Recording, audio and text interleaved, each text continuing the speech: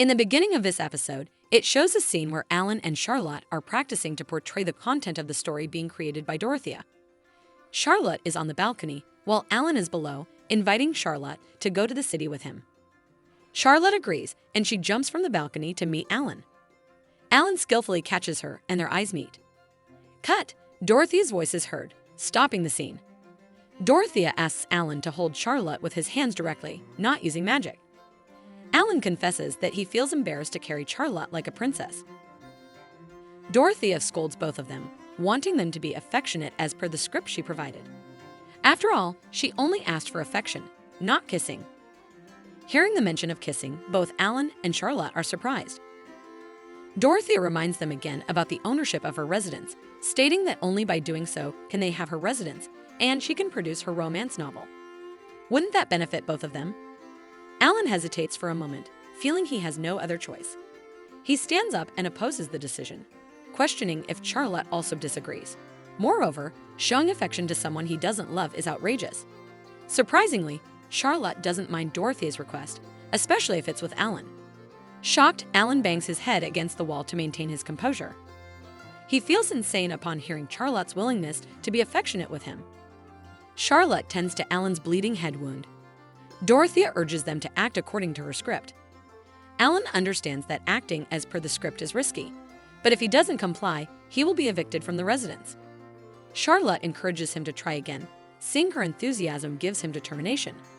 One of Alan's conditions is that he doesn't want scenes that violate social norms. Gosetsu and Lu also support him, thinking it would be exciting to see.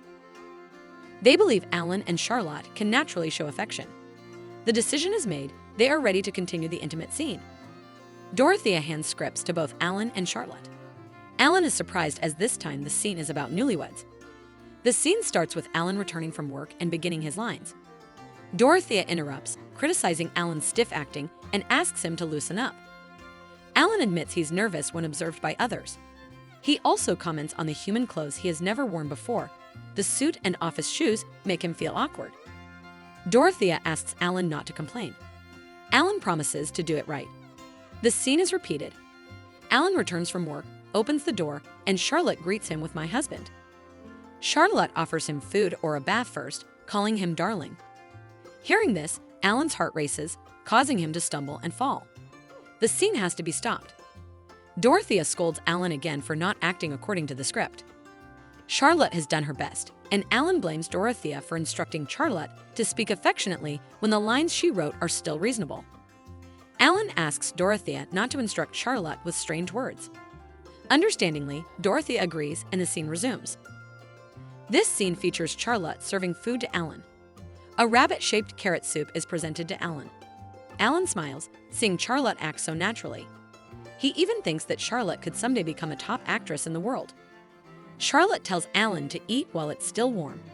Alan nods, and unexpectedly, Charlotte offers to feed him. Alan's heart races and his cheeks turn red. He opens his mouth and accepts the bite from Charlotte. Alan starts to manage it, but when Charlotte addresses him as "Dear Alan," reflexively, he spits out the food. Cut, cut. Dorothea stops the scene again. She regrets Alan's reaction when the scene was going well. Alan sighs and asks why he has to be addressed as "Dear Alan." Dorothea explains that their roles here are newlyweds, so it's natural to use endearing terms. Dorothea then asks Alan to also call Charlotte "Dear Charlotte." Reluctantly, Alan agrees, feeling Dorothea is playing with him. He thinks the newlywed theme has been enough reference. He continues with a school theme, this time meeting another actor. Gosetsu volunteers to help. Gosetsu transforms into a beautiful girl with long hair. Dorothea comments that Gosetsu fits the role perfectly. Lu also volunteers to join this theme. In this scene, Alan plays the role of a rogue wolf. Charlotte, his childhood friend, has been kidnapped by thugs. Alan Crawford ventures alone into enemy territory to rescue Charlotte. Upon arrival, he encounters the thugs played by Gosetsu and Lu. Charlotte is helpless, bound and tied up. Alan requests them to release Charlotte. With a wicked smile, Gosetsu instructs to forcibly take her back if Alan wants Charlotte. Gosetsu challenges Alan by throwing an iron chain. Alan dodges it in a leap, but quickly, Lu rushes to tackle him, and Gosetsu strikes him with the chain, sending Alan flying. Impressed by Alan's skill, Gosetsu offers him friendship. Alan outright refuses. Gosetsu threatens to harm Charlotte. Fuming, Alan throws his magic-infused punch, hitting both of them. They fall, acknowledging Alan's prowess. Charlotte apologizes for everything turning out this way. Alan had no intention to fight. Charlotte smiles proudly, knowing Alan did everything to save her. She recalls a similar incident when Alan had to fight to protect her from a teasing boy. Alan is reminded of that moment. Charlotte moves to pick up a handkerchief. Following the script's instructions, Alan stops Charlotte and pushes her against the wall. Alan feels conflicted. If the script requires him to push Charlotte against the wall, raise her chin, and hold her shoulder, his heart races. Every move he makes shakes his emotions.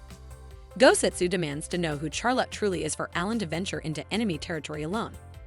Trying to calm himself, thinking it's all just acting and not a confession, Alan replies that Charlotte is in his territory and he will protect her.